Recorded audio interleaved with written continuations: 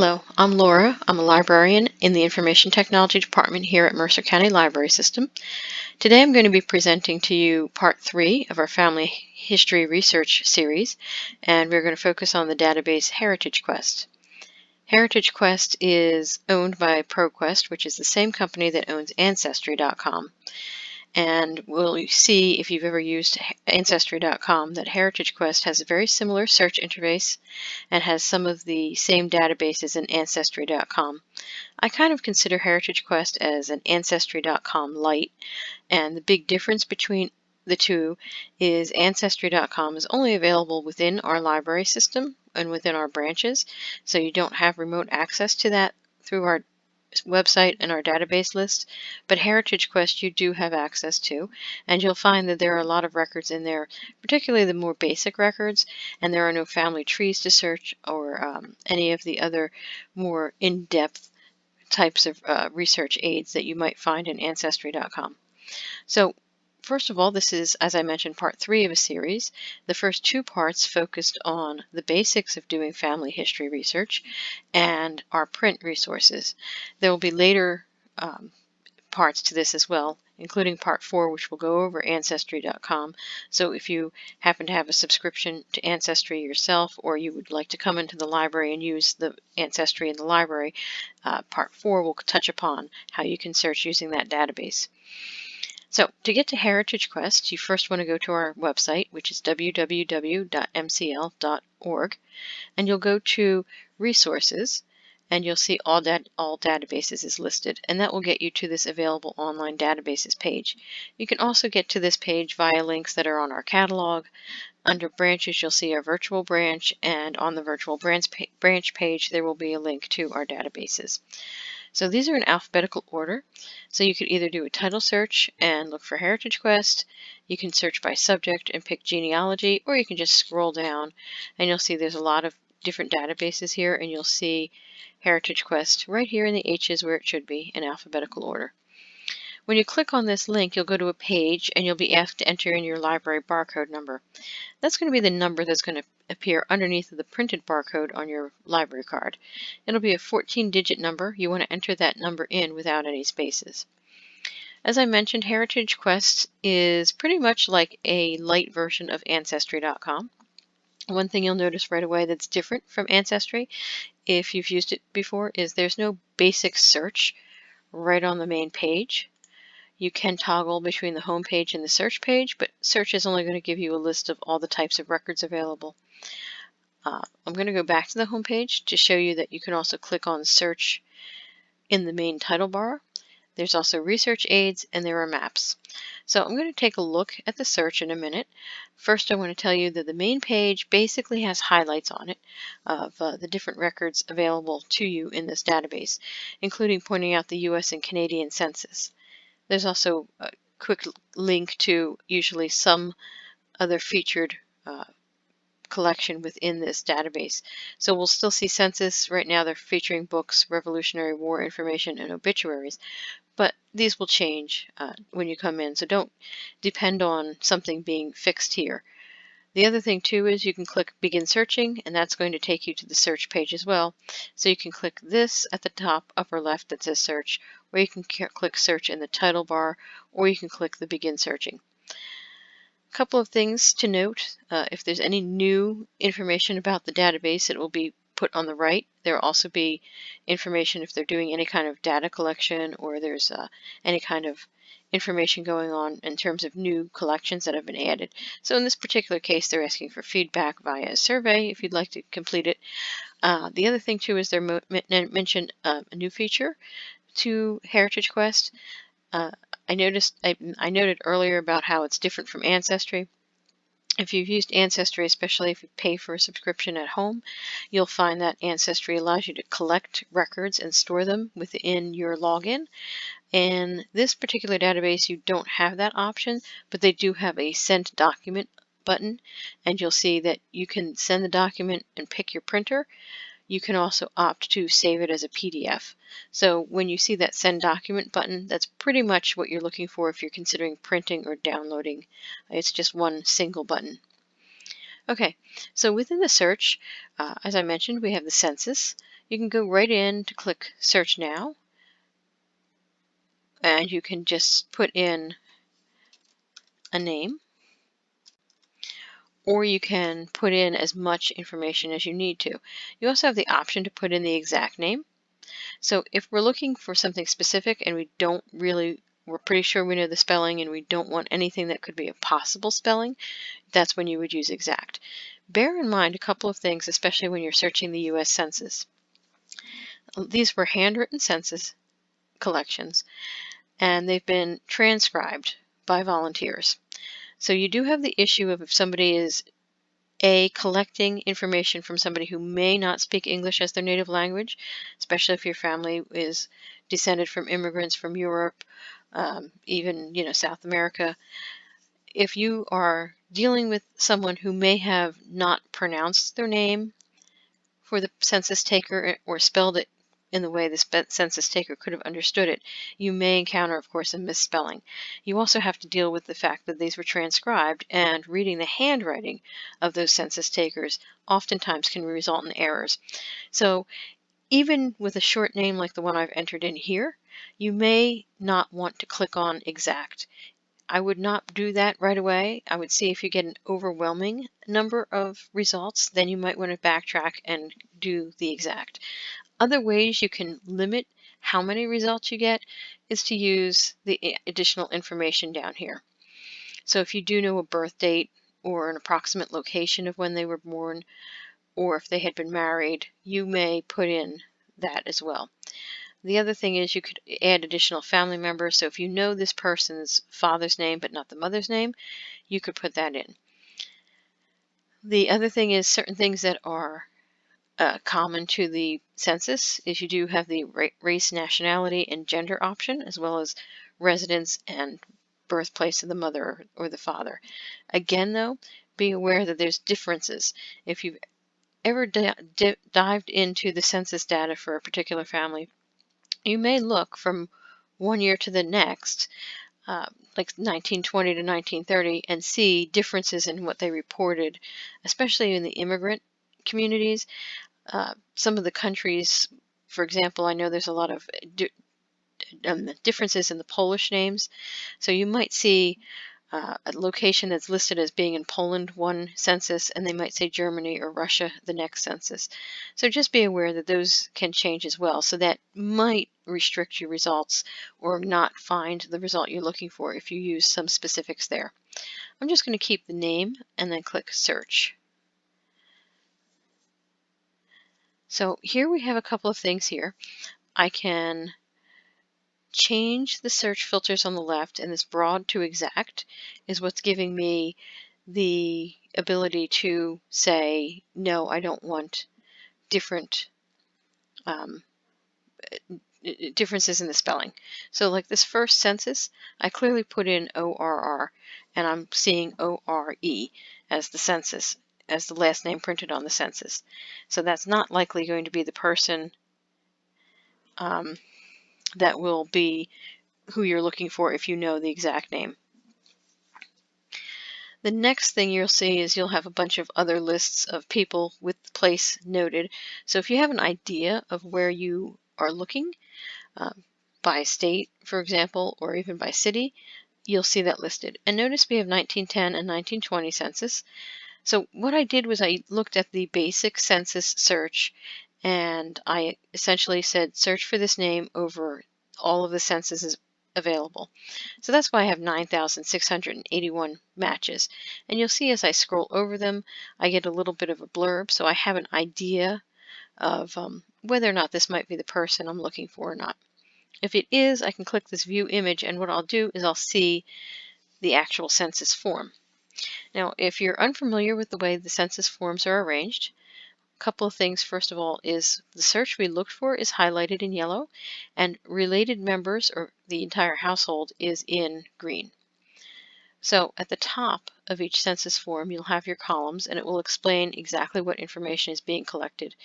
You can double click to zoom in, but also notice that as you scroll over the column, you're getting a pop-up, and it's explaining to you what is being collected in that particular column. So this is age at last birthday. So if I go down here and we see 42, we know the person I'm looking at would have been 42 in 1920 when this census was taken. You'll also see on the right, there's a little bit of a breakdown which translates everything that you're looking at here as far as the census information that was reported. In the earlier census, you will see there's a lot of information that was collected, including whether or not they were working, where they were working, whether they could speak English, whether they were naturalized or just an immigrant. And you'll see also what industries they worked in, whether they owned the home. I believe in the 1930 census, they were asked if they owned a radio. So you'll see as the census goes along, there are different questions that are asked that are related to basically statistical reasons for statistical keeping in the U.S. Okay, I'm going to go back. Now that was a broad search for the census. If I look at the census page again, you'll see I can click search census and it's going to give me the list of all of the US census that are available. And you'll see that there are some older ones in here and all the way through to 1940. There is a 60-year cap, or I'm sorry, not a 60-year cap, 70-year embargo on the census. So, for example, the 1940 census was made available in 2010. Shortly after the 2020 census has been completed, the work will begin on transcribing the 1950 census, and that will be made available. So it's about 70 to 75 years, depending on when the transcription is done. Okay, what you're also going to be able to look at here is different information about the census themselves. In addition to collecting the count of people in the United States, you're going to see other things such as agricultural farming, how many animals were held. So you'll see that that's in here as well. Also note that there's the enumeration district maps and descriptions.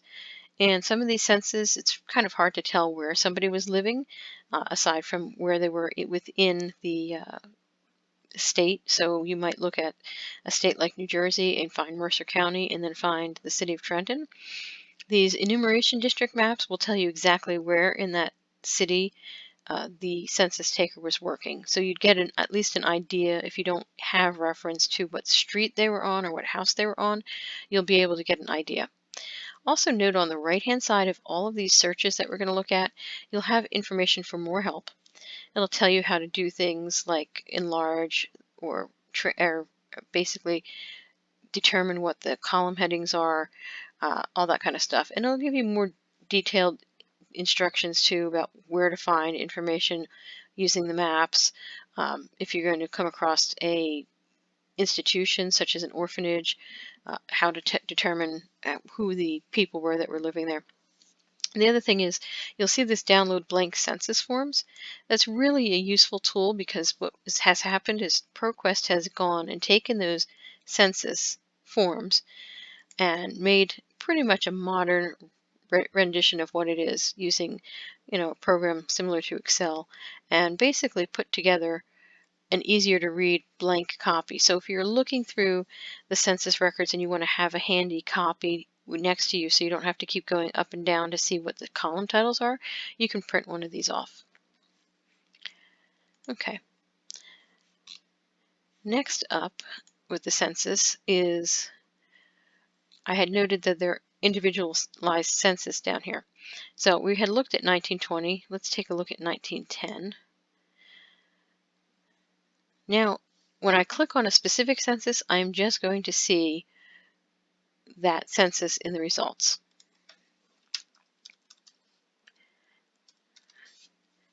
And again, I can just do a basic search or fill in as much as I need to. Now, again, you're going to see, if you scroll over, you're going to see the rundown of what's going on that particular page. And this could be enough information for you, but if you want to see the image, that's still available there as well. And again, you're going to get the one you searched for highlighted in yellow, and then you'll get green for the rest of the members of the household.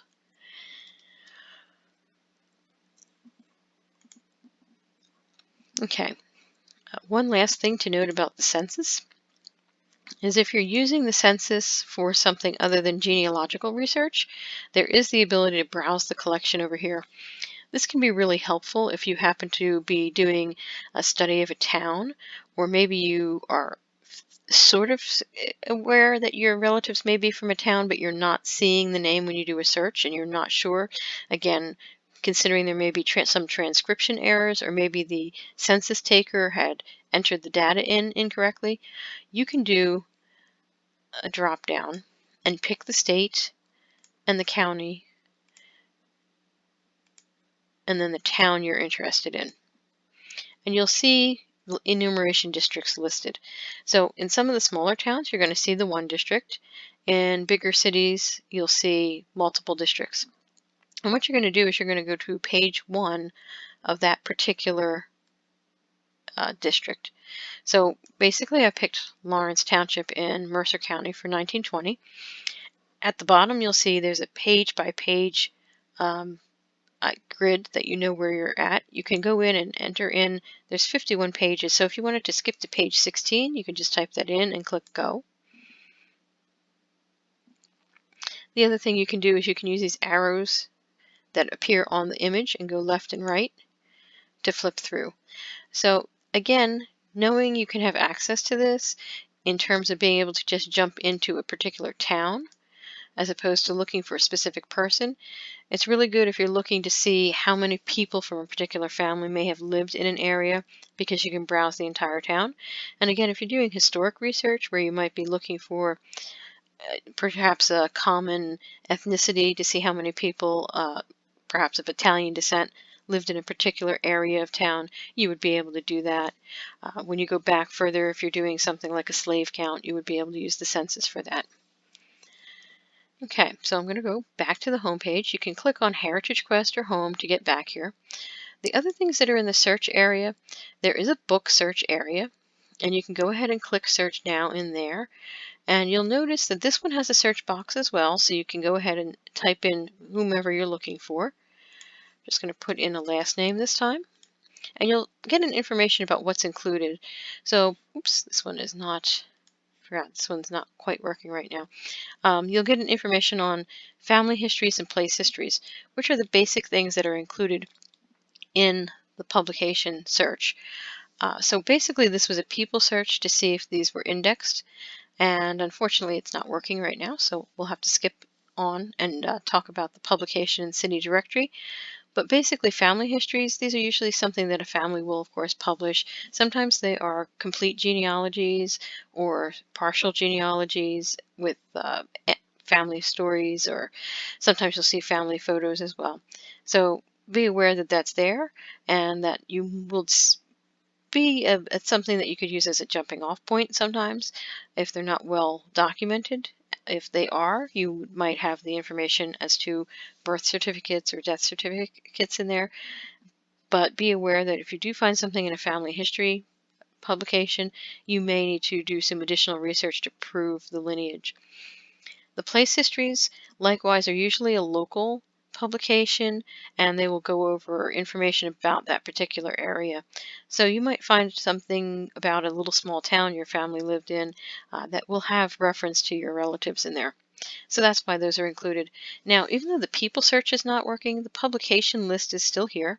So if you do have an idea of what you're looking for, you can kind of scroll through the publication list, and they will give you, in some cases, local census information, as well as information on like a family genealogy. So this is a supplement to a Peter and Mary Thomas genealogy family history that was printed.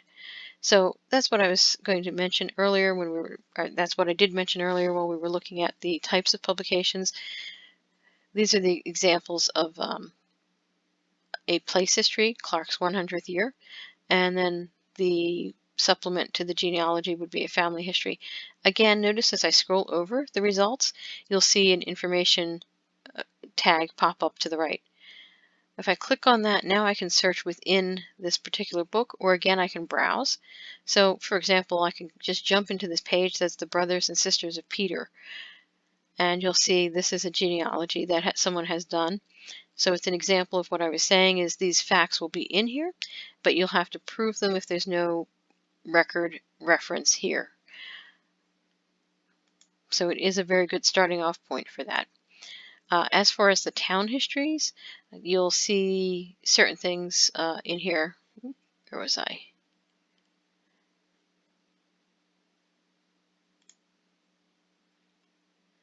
So again, you'll see on the right, you'll be able to jump through the table of contents within that particular book. The last thing in the book section, publications, are the city directories.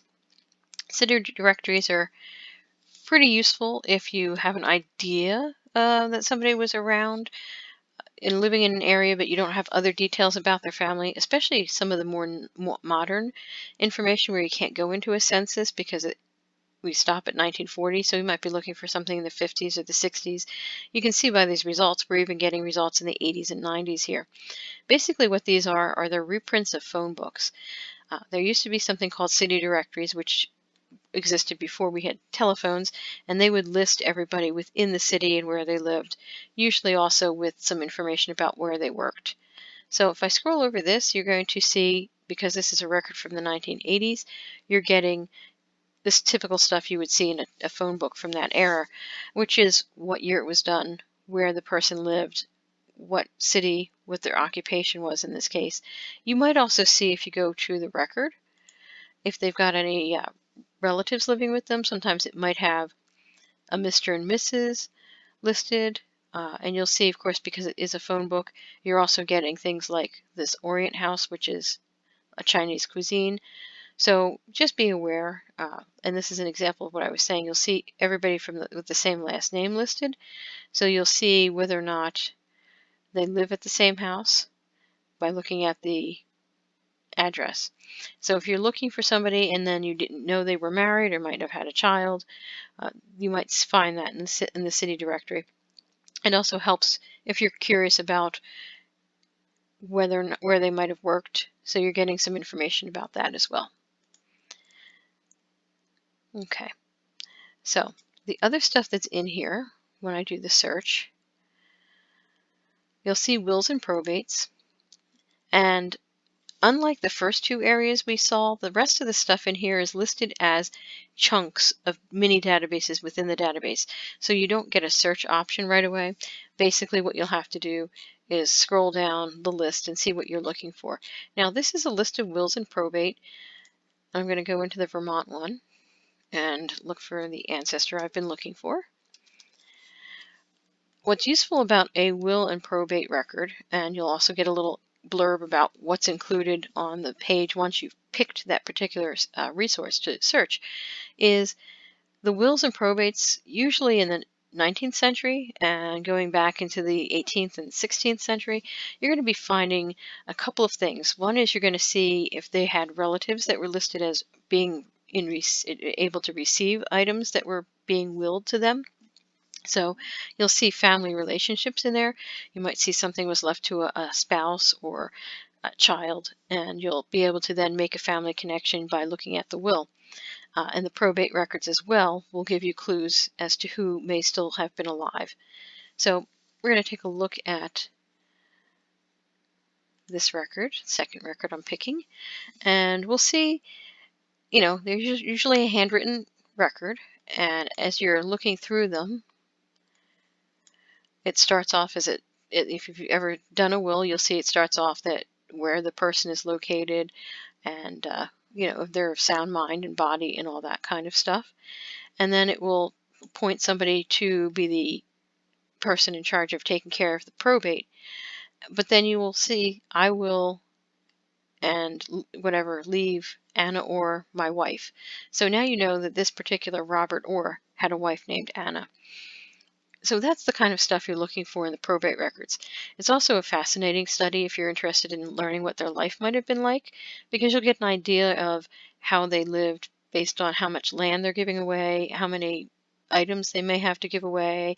You might see reference to any kind of money or adjacent land to their property. So it does give you an idea of what life was like at the time your relative was living, not just a strict, here's a list of what they owned and who was getting it. Okay, so that is the will and probate record area. The other stuff we've got in here is the city directories are put out there on their own. The researching military records, you're going to get another list of different resources. So if you happen to have an idea that you may have had a relative in the Revolutionary War, the Civil War, some of the other, like for example, the Florida Confederate veterans, so you'll have those kinds of lists in here as well. There's also random things like the U.S. Navy enlistment records, militia records. So again, you're going to click on one of these and you're going to get a search option, or in this case, you can browse. Some of the browsing is not that long. You'll just see different records in here that you can then click on and go in and search that particular area of the record. So something like the pension applications, you're going to get that as well. Also note this source information here is going to tell you exactly where the information is coming from. Most of the time it's going to come from Ancestry.com and Family Search. And as I mentioned, we are going to go take a look at Ancestry.com in the next part of this series, and then Family Search will be covered in an online resources video that Mary Lou will make later. So I just clicked on one of these portions, and you'll see when we look at these items that don't have a search because they haven't been indexed, you'll see that we do get the full microfilm reel. So as you're looking at them, you'll see all the information, including the header. So basically, we have an application for Confederate pension in the state of Kentucky here. And you'll be able to, of course, look through here and get information from these. Depending on the resource you're using, there may be a lot of information that's of interest to a genealogist. There may be very little. You're at least going to get a confirmation that somebody served in the service of some of an Army or the Navy in the case of the Navy enlistment records that are in here. And it often lists at least any spouses that may be available to collect the pension after the service member passed away. So that's something that you might see in here as well. You'll also usually get some sort of information about their service. So again, in terms of building a family history, if you're expanding beyond just names and dates and places, you'll at least be able to put in some information about what their life was like and whether or not they had served in the military in some capacity.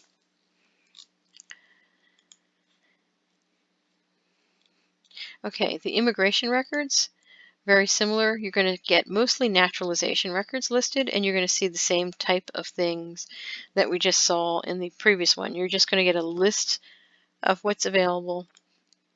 If I click on the New Jersey one, you'll see sometimes you'll have the option to browse, or you can browse by a drop-down. So we have these declarations of intent. Basically, since these are naturalization records, you're looking at people who are filing for citizenship at this point in time. And so when you look at one of those, you are going to get a list of pages again that come up on the bottom. And you can keep going through looking at them, and you'll see a lot of times they're very clear like this. And you'll see here's the person applying for citizenship and any other information that's on there. So in this particular case, we see we've got somebody who does not actually have a signature, so they've made an X as his mark. And you might see these being multiple pages. So again, you can use the left and right arrow to keep going through and get information about this particular person. Again, the naturalization records, depending on the year you look at, may have a lot of information for you that's of interest in terms of genealogy. They may tell you when they came into the country, so that if you're looking to see when you should be going further back into another country, you'll get that information. It might tell you where they're coming from whenever they country they're coming from. It might give you down to the town or the village. So again, it depends on what year you're looking at. Some of it was maybe as basic as the one we were just looking at, that so-and-so had petitioned to become a citizen on a certain date in a certain location. So again, I don't want to say it's hit or miss, but some years are better than others in terms of finding the information you need. Okay, some of the other stuff that's in here, public record search is going to give you information that's more of a modern aspect to it. You might see some voter registration rolls. You may see some public notice information, anything that may have been published publicly and is in the public domain will show up in there. The Social Security Death Index, basically if you're looking for a confirmation of when somebody passed away, you can take a look at the Social Security Death Index, and it should tell you when the last check was mailed for that person. So usually it's a survivor benefit that you may be seeing mailed, so you will see an approximate, you might see a name to whom it was sent to, but you should see an approximate location as to where it was sent. So if you're not sure of where your relatives lived, maybe you're doing some research in terms of trying to find a death certificate, you'll have an idea of where that check was sent. So it'll give you some area to start with. The Revolutionary War pensions, that area is very similar to what we saw when I looked at the Kentucky Confederate pensions, where you're going to have an application for a pension. And the Revolutionary War pensions also did survive to spouses. So in a lot of cases, you might have a service member who passes away, that the wife then would be getting the pension. So again, you're going to get that kind of information and be able to piece together some family history out of it. Okay, the other stuff that's here, the U.S. serial set, it's basically when the Congress memorializes something by, recognizing that somebody's passed away in service or anything like that. So those kinds of information that kind of information is in there. You also have the search cemeteries, which is basically going to take you to information from Find a Grave, which I'm pretty sure Mary Lou will cover when she goes over the internet resources for you. The other stuff we have are the Freedmen's Bank records, which would be recently freed African American slaves from 1865 to 1874. Okay, the other stuff that was up here, you'll see we have research aids and maps. Some of that is down here. So searching maps and photos is basically going to give you any kind of maps that will show you information about what districts were in the federal census. Those enumeration district maps are in there. There are also county land border maps in here. So when you're going back to research something, for example, we in Mercer are a new county. We had previously been part of Hunterdon and Burlington. So if you're looking to see when those boundaries were established, you could use the U.S. county boundary maps. And then that way, if you're looking for somebody who lived in what is now Mercer County, and you weren't sure whether it was part of Hunterdon or Burlington previously, you could take a look at those maps and get an idea. Okay, the other thing too is you'll notice there's search options for records in other locations. Again, if you click on one of these, you're going to get differing amount of information available. Usually there's stuff in here that are similar to what we're looking at, or we've looked at here, in terms of maybe military records or census information, death lists. There's also some information about vital records. So in this particular case, you're seeing births and christenings, deaths and burials, and marriages. So those are the types of information in parish registers. Parish registers, I'll make a note about those, could be very useful in the sense of, even if it's not going to give you information about the specific person's heritage, you will be able to then pinpoint where they're going to be located. And the parishes, churches used to be the storage location for vital records. So if you find a church that happens to have an archive, and you know that your relative went there because you found them on the parish register, then you could start your search at that church's archive and get information there. So you probably will find things, especially recordings of marriages, christenings or burials that happened at that particular church. Some of the parish registers, of course, if it's not just head of household, may also list wives and children of the parish registrant that was listed as head of household. Okay. In terms of the research aids, these are going to be little guides that are going to tell you what you need to do to accomplish research in a certain area. So even though I spent a lot of time right now going over the census information, there's a whole lot more information in there. So if you really want a more detailed, in-depth look at the census, you can use the Census Research Guide here. There's also, of course, the Getting Started Guide. So if you're new to genealogy and you don't even know where to turn to, maybe you want more information than what you're getting in our series of videos, you can go ahead and click on that and get an idea of how to get started with establishing a family tree. And lastly, they do have the Beyond the Basics.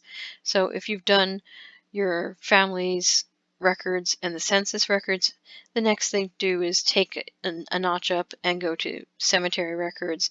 And there's also a special guide on researching African American families. So you'll get an idea of looking in the Beyond the Basics, how to do more advanced research in terms of genealogy. And the last thing I mentioned is the maps, and basically it's just a visual map representation of that printed list we had seen earlier. I'm going to go to the home page. One thing I did not mention earlier, but that it's featured on this main page, is the Canadian census records.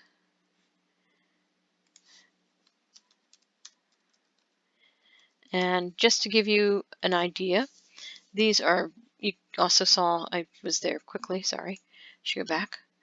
You can browse in the same way you can browse the U.S. Census. So you'll pick a province, pick a province and then a district.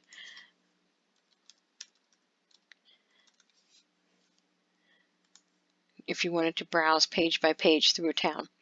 Again, you can just type in as much information or as little information as you want. If you scroll over the view record, it will tell you the information that was collected. And if you click on view image, you'll get the page from that particular census. So in this case, I was looking for Samuel Orr. Unlike the U.S. Census, you're not going to get information highlighting where they are in the census. But I will tell you that down here, I see the person I'm looking for. So if I click on that, I'm going to get that information here on the right. Okay, because that's who I had searched for. And you'll see by looking at it, this looks very familiar. The Canadian census was not much different from the U.S. Census. As a matter of fact, it's only off by a year. The U.S. Census is collected in years ending 0. The Canadian Census is collected in years ending 1. So if we're doing a census this year, which we are because it's 2020 as I'm recording this, Canada will be doing a census next year. So you'll see, again, you've got the same types of information we saw in the U.S. Census, whether they could read or write, when they immigrated to Canada, what their religion was, where they worked, that kind of information. Canada tends to keep a lot more detailed information, so you're also going to be seeing, according to this one, an hourly wage, whether they can write or speak English. And of course, in a province like Quebec, which is what we're looking at here, we're looking at New Brunswick, not Quebec, you would see a lot of French speakers as well listed. Okay, so that was just a quick overview of the Canadian history. Canadian census. So that's basically HeritageQuest. As I mentioned earlier, it's sort of a lightened down version of Ancestry, and the main differences between Ancestry and HeritageQuest are on Ancestry, you can do a full search and find all the records at one time instead of going into each individual type of record and looking for them. And the other thing is, of course, HeritageQuest is available remotely by doing it the way I logged on today, whereas Ancestry is only available within the library system. So good luck and with your family history, and do check out our other videos, especially, like I said, Ancestry will be part 4, and there will be other videos from Mary Lou regarding our print resources and other online resources you can use in your general search, free and some paid ones that you might be able to encounter on the internet. So take care. Bye.